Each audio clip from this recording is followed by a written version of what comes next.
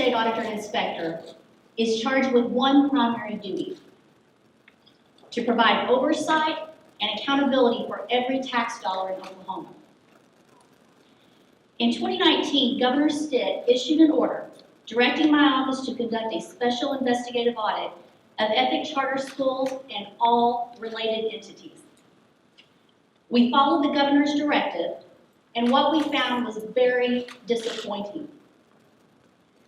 Let me be perfectly clear. This is not an indictment of charter schools or the charter school model. My findings are specific to the management and administration of this specific charter school. This is part one of the audit report and will only focus on the funds held by the school. The infrastructure of Epic charter schools is remarkably complex. I have seen a lot of fraud in my 23 years, and this situation is deeply concerning. I'm going to present three key issues today: how the owners of Epic charter schools built this structure; second, the findings of our investigative audit; and third, why every taxpayer in Oklahoma should likewise be concerned. State statute defines Epic charter schools as a public school district, just like the Oklahoma City or Tulsa school districts. Therefore, Epic is subject by law to the same oversight and accountability we demand from every school district across the state. Epic charter schools designed an administrative system that is not consistent with the Oklahoma Charter School Act and their charter agreements. If you look at the slide, Megan, thank you. You can see that Epic uses three pots of money. First, the school fund. These are the normal expenditures you would expect to see for a school. Then we have the pot for EYS for profit. This is a private company owned by Ben Harris and David Cheney. EYS for profit was hired by Epic Schools, which is also founded by Harris and Cheney. They take 10% of every tax dollar that comes through the school's door. Lastly, we have the learning funds. The school currently allows for each child to be designated $1,000 each per school year. This is given to EYS for profit and is supposed to be used for technology, curriculum, and extracurricular activities. Epic Charter Schools was given almost $500 million during the audit period. From fiscal years 2015 to 2020, Epic Schools received a total of $325.3 million. EYS for profit received management fees of $45.9 million. EYS for profit also took $79.3 million to manage the Student Learning Fund.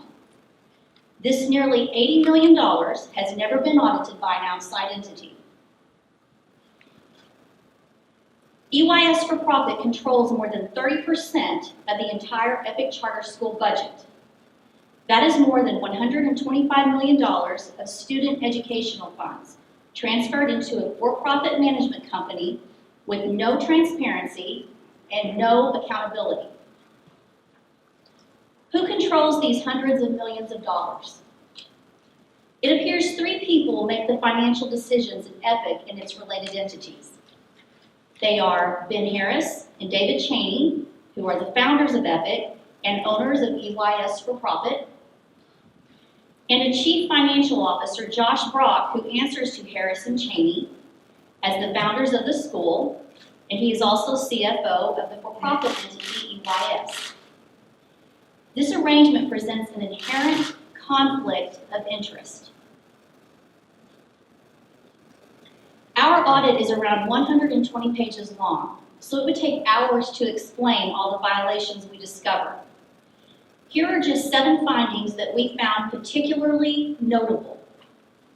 Number 1, Epic's structure is set up to provide their for-profit entity a financial incentive to recruit more students. Epic spent almost $3 million on advertising in 3 months to recruit new students. To put that in perspective, the $3 million Epic spent on advertising in just 3 months was enough money to buy 1.2 million school lunches for low-income students, buy 15,000 new Chromebooks, or buy 500,000 new textbooks. While many school districts are struggling, Epic spent millions from the school fund on advertising, which benefited EYS for profit. Number 2, Epic Schools uses the Learning Fund as a marketing tool to drive enrollment. Parents expect $1,000 for their child for school curriculum and activities. The school has paid almost $80 million into this fund, which is managed by Ben Harris and David Cheney. The method Epic used to calculate its student enrollment is still a mystery. So we cannot confirm that EYS was entitled to the nearly $80 million they received. It has never been independently audited. Our ability to audit these funds is currently in litigation. Number 3, EYS for Profit wanted to expand their brand to California. We received documents from the state of California confirming EYS for Profit used $203,000 from the learning funds to help with expenses for Epic California School. That money was dedicated for Oklahoma children.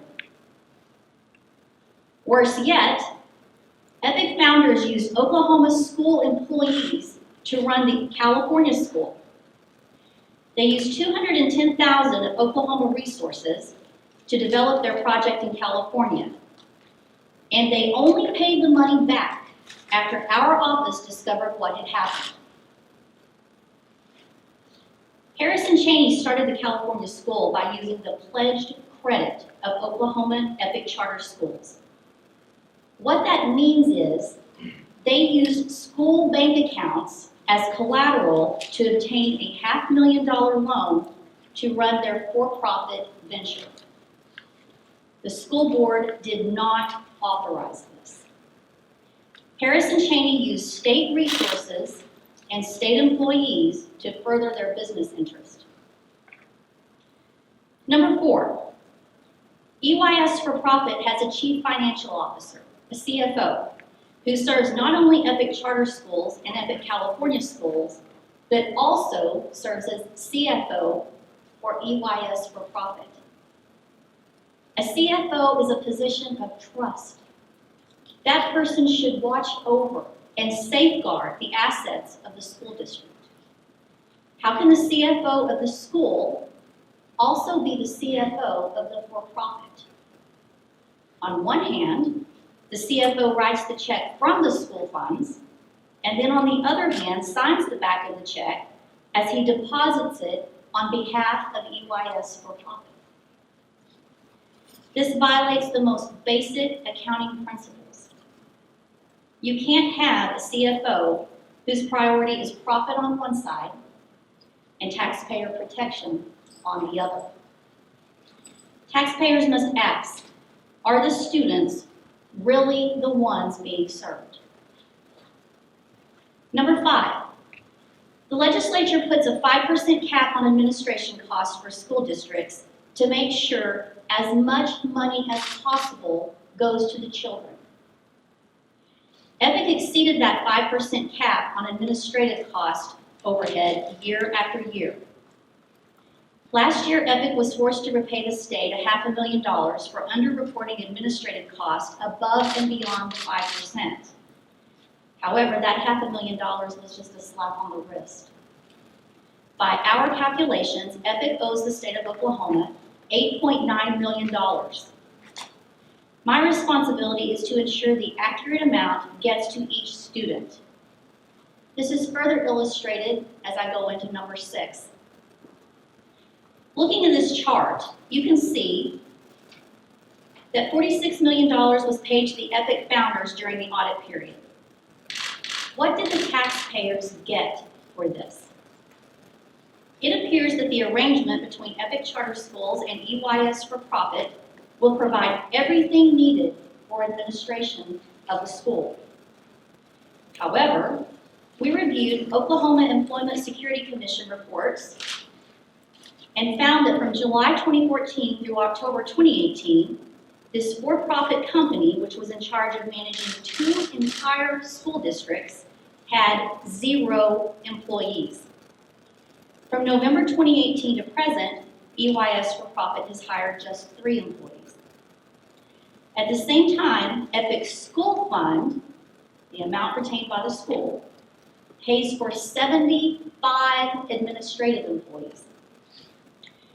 When we ask about the number of employees, EYS for Profit provided for, when we ask about the number of employees EYS for Profit provided for school administration, Ben Harris told us, quote, "What the legislature will do if we make our employee count public record, they will bludgeon us about our fees," end quote. Number 7, major financial transactions are conducted without board approval. We found $6 million in transfers back and forth between Epic school entities without board approval. We found $3.3 million in loans from one Epic entity to another without board approval. That would be like the superintendent of Oklahoma City Schools, with no board approval whatsoever, just lending $3 million to the superintendent of Tulsa Public Schools. Public schools cannot do that. From this thorough and exhaustive investigative audit, I remain concerned that the money is not getting to the students. The lack of cooperation and the roadblocks encountered was unprecedented in the experience of the State Auditor's Office. This is your money, and you deserve accountability. It appears that Epic did not comply with laws and regulations for reporting requirements. Certified documents were submitted in a haphazard manner with estimates rather than actual numbers. Oklahoma has limited resources, and in the last few years, our legislators have taken big steps and taxpayers have made great sacrifices to increase funding for education.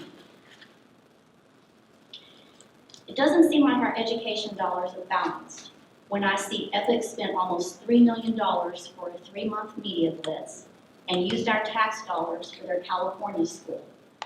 Yet, our classroom teachers are taking money away from their own families to buy their classroom supplies.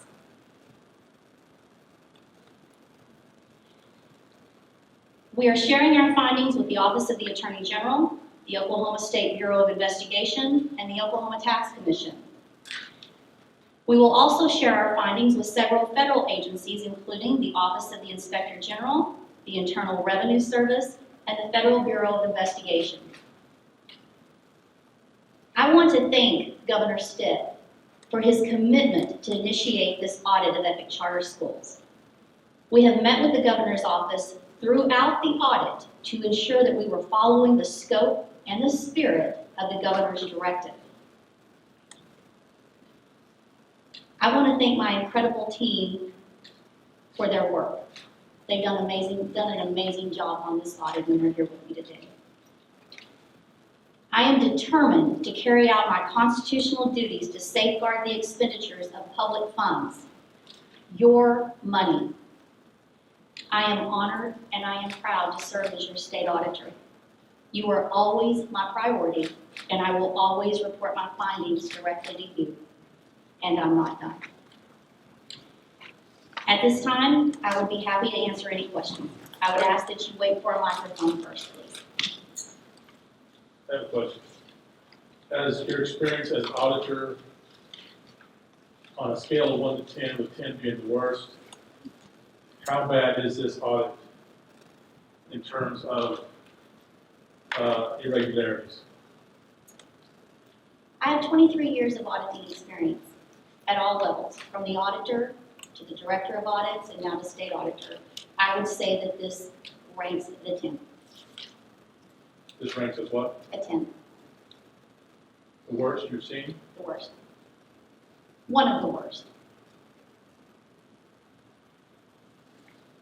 Auditor, in your opening remarks, you used the word fraud. Are you accusing Epic of fraud in this case? Fraud is a legal term, and I think that my remarks said, I have seen a lot of fraud in my 23 years, and this situation deeply concerns me.